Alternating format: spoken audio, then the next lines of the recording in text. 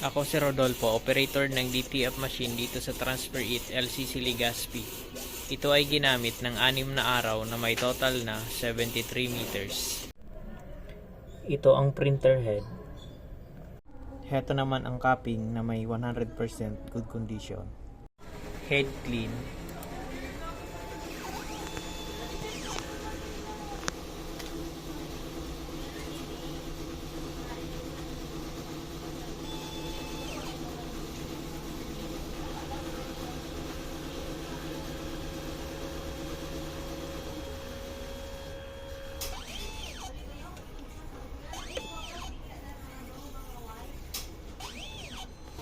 Punasan ang wiper pagkatapos mag-head clean.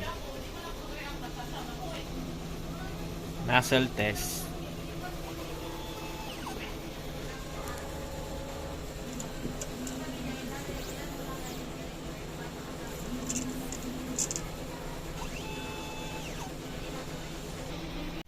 Ang ink system label namin ay tama lang.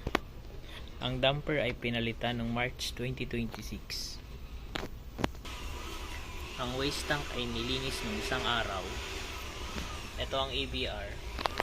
At dito naman nakalagay ang ground wire. Dito nakalagay ang unused ink, in-use ink. Dito naman nakalagay ang stock ng DTF powder and cleaning solution.